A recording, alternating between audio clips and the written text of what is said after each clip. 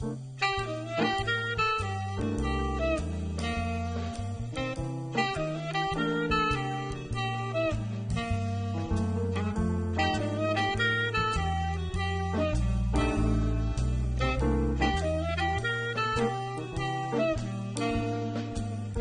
I'm Nyah Smith from Baltimore, Maryland, and I would like to attend Howard University. I'm sitting here with Dr. Harrel of Howard University, and we're here to have a conversation. And I am Dr. Jules Harrel from the Psychology Department here at Howard. Have been here for quite some time, and have some questions I have that I want to get to Nyah just to consider this afternoon. Nyah, I know you've been reading a lot of psychology this summer, basic psychology textbooks. Yes.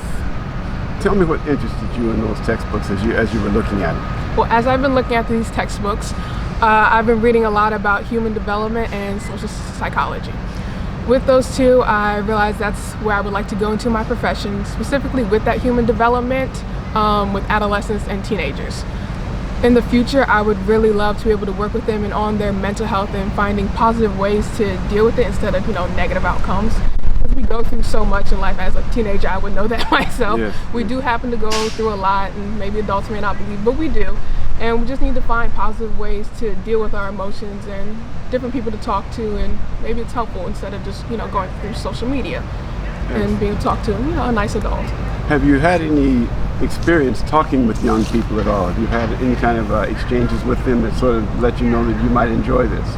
Well, mainly, of course, with my friends and us talking about professions that we would love to be in. And I guess I could be, quote unquote, like the psychologist of my group, having people come talk to me about, what they're going through, may it be relationships or school, and be able to give advice. And a lot of times I'm very helpful with that. So I would like to branch out outside of my friends and do it with others. What kinds of problems do you think are seen in your generation that maybe were not seen in previous generations? Have you thought of that at all? Yes. So I have seen a lot of depression and anxiety, and the teen suicide rate has been going up, and that does scare me a little bit. I don't want to see my friends, die at such a young age. We shouldn't have to. And we've just been through so much throughout COVID and having to be home alone and not be able to leave the house, and we're not getting the same social interactions we used to. So for a lot of students, those social interactions help them stay alive and actually had a purpose for living. A lot of them, they don't have that anymore, and they're just, like, oh, what's the point? That was my next question. We're considering around, the COVID situation, because Yes. COVID has been a part of your life for the last, all of us, for the last almost 2 years now. Yes. And my question is going to be, do you think this is going to be something that's going to happen in the future? Do you anticipate that maybe there'll be other COVID types of experiences that children have to go through or young people have to go through? I do think so. I mean, we're about to go to another, now hearing about the Delta variant, and I do feel like we're probably going to shut down again, so there's going to be another surge of students and young kids who just don't know what to do with themselves. Even though we have had those 2 years, but we started going back to school and being with others and then going straight back into that, some students, they just can't deal with it. As I listen to you sound like a very independent-minded individual. Yes. And I'm wondering, as you see yourself, do you see yourself working in a setting that you sort of created, or one that's already pre-existing? In other words, like a hospital, or do you anticipate eventually down the line having your own center? What are your ideas on Well, that? I can see myself working something that's already pre-existing that would just help me get my foot forward a little bit. But hopefully when I'm older, I'm able to open up my own center and work with teenagers and kids. That would be my dream, to just do it myself and have something I've created. Okay. How well do you anticipate that you'd be able to work with people in other areas? I'm talking about maybe there's you coming in as a psychologist, but say that the people would want to know something about nutrition. Do you see yourself working with other areas in your center? Yes, I do. I would really love to learn about different things with diets and nutrition. For me personally, I have to have a lot of allergies and food restrictions. So learning more about that, and obviously first the best thing was for me, and then for my family when they have different health problems and conditions, I want them to have a long life and see them living, but then also helping teenagers and children, of course. Okay. Any particular setting that would you want to work in, a rural setting or in a setting in a city, or apply your skills, I'm saying? Where would you like to apply well, those first, skills? I wouldn't have a problem doing either, but I would prefer the city just because I've grown up in a city, like Baltimore, Maryland specifically. And just seeing the types of things in that city, the violence, the gangs, all of it, I would want to help those there first.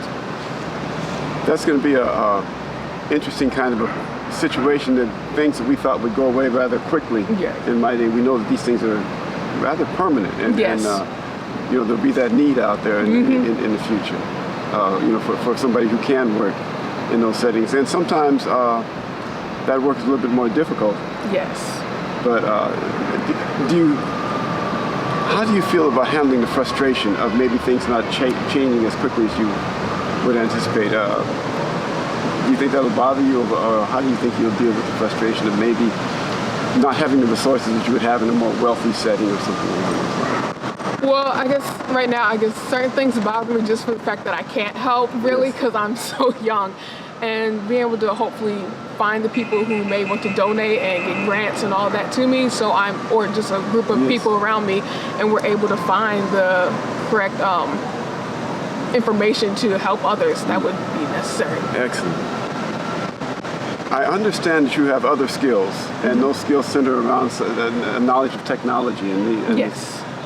First, tell me a little bit about that, you know, what you're doing in that area. And then if you could you talk a little bit about how you could sort of bring that together with your interest in mental health or in human development and social psychology?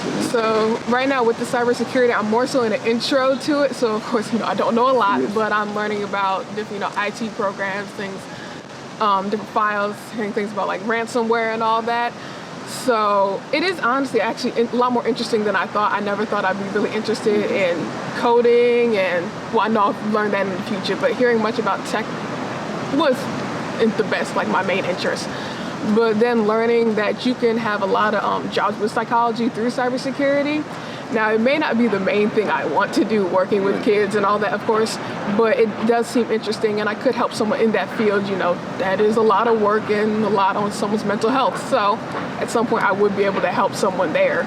Yeah, and I was thinking as you were talking then that maybe some of the young people you're talking about would be interested. You could sort of hook them into what you want them to understand by talking to them about cyber jobs or things that might be an avenue they could pursue that might help them in their future. And then we're in a generation with so much technology, and most teenagers, they have some sort of, you know, computer, phone, Apple Watch, something like that. We all have something, and it's not hard to find this information on through technology, and all these multitude of websites we're able to find it. And that's you know, that's something that the psychology books have to catch up with. Yes. Is how technology sort of changed. It changed our lives. You know, it used to be that you would think of in terms of interactions would be people sitting down and talking. Right. Well, now that isn't necessarily how people interact. You know? Like, I may enjoy sitting down talking to somebody, but a lot of people, you know, talk through the phone, you know, FaceTime, Skype, Zoom, all of that. And I guess sometimes you lose like personal relationships that way. I like to be more personable and sit and talk to somebody. I feel like it gets my point further across. Yes. And instead of texting someone, I just feel like you can't hear my emotion the way I want it to. So I may call somebody like, no, I need to talk to you, talk it out. It'd be even better if I could talk to you in person, but you know, obviously the state of the world we're in now, we can't do that. So I focus more on talking on the phone, make sure I see someone's face and like, okay, I want you to see how I look and I want you to know how I sound. And we perfectly understand each other, no problems. Yeah, and I've also seen like therapists, they'll text their patients, and I've been so interested in that. I'm like, how does that truly work? I know a lot of the patients, they're like, oh, we do, like, for ones who may have like social anxiety or something, they enjoy that more because they're like, I don't need to leave the house, I'm okay. That's right. And it's easier for me to just talk through the phone or text. You know, you think, you talk as an individual who wants to apply the field, but you also think, I can hear in your voice, as a researcher. Our conversation so far has sort of suggested to me that you're really interested in applying what we learned in psychology. That's the application side of the field. But then every once in a while you say some things that smack a little bit more, sound a little bit more like you have some hypotheses and want to know some new things, you know, and want to discover some new stuff. And that's important to us too, you know, in the field. Those people are doing research. Do you have any inclination toward research or toward doing studies of what's going on in psychology. How do Yes, you feel so about that? first, I've always loved research since I was a little girl. Okay. Of course, that first started with, researching Black history, going to predominantly white schools. Yes. And the same Black people they talked about was Martin Luther King and Rosa Parks. Yeah, yeah. I wanted to learn about somebody different. Learn about people like Booker T. Washington, Malcolm X. They don't teach him in white schools. Right. And just hearing so much more about what they've done, I'm like, why don't you all teach them? And I can learn about them and these other Black students. They shouldn't only know just 2 people. And learning about all of them, I'm like, okay, cool. I researched them, found out about their family, where they grew up, what schools they went to, what they did in the world, but also learning about where they come from and how they acted, what presented them to want to maybe fight for civil rights movements, or learn about somebody like Nat Turner and why he won, slave revolt, which, we know why. But just understanding their psyche and like why you wanted to get here. Oh, okay, I understand that, and just learning any more than I can. And now applying it to today, learning about, our students, learn about kids and adults mainly, like, maybe I might look up someone famous or something and see how they got to the place that they did and why they may act the way that they do from their childhood. I'm like, oh, you went through this, so that led you to going through this, and that led you to wanting to do this. Oh, now you want to be an actor. Now you want to be a singer, and I understand why. Saw your great-grandmother singing, you wanted to be like her. It's just so much. I'm like, I just want to know more about people and what more they went through and just understand them better. And psychology is really about that. In the end, it has to know about the individual, what has caused the individual to be who they are at a particular time, and that's important to us, as well as applying and making life better for people. We do both. Just learning about what sets someone apart from someone else.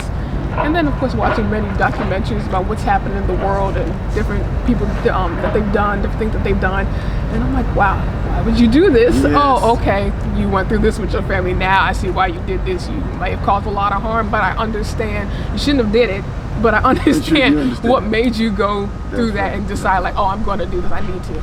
Excellent. Yeah, that's important. And again, the bottom line of all we're talking about is curiosity. Yes. You want to know more. And I'm also a nosy person, so being curious and just wanting to know everything, even though I may not be able to know everything, but knowing as much as I possibly can would satisfy me forever. Excellent. Where do you see yourself going? Well, of course, I see myself in psychology and doing something just to help the veteran people, but obviously all people, but I specifically would love to help Black people, African American, and going to a school like Howard would help me. Since it is a historically Black college university, it's easier for me to reach those who are my people, and that's who I want to help first. But then also being a woman and Black, there are so many things that I may not be able to express myself on just because I am a woman and I don't want to seem emotional to others. But we go through a lot and just have to hold that in, and like the pain that may cause us, not be able to express and tell people like, oh, this is truly how I feel, without being viewed also as like the angry Black woman. And I want to be able to tell people, but I can't to certain people unless you have a good core group of friends or family, someone who respects you. I was like, oh, I understand what you're going through. Thank you so much. Thank you for talking to me. Yes, indeed. We learned a lot. All right. Well, today I've had a beautiful conversation with the Dr. Harrel of the psychology department at Howard University. Thank you so much for sitting down and talking to me and having this conversation. It's been a joy talking with you, and I look forward to all the great things you're going to do in the future. Thank you so much.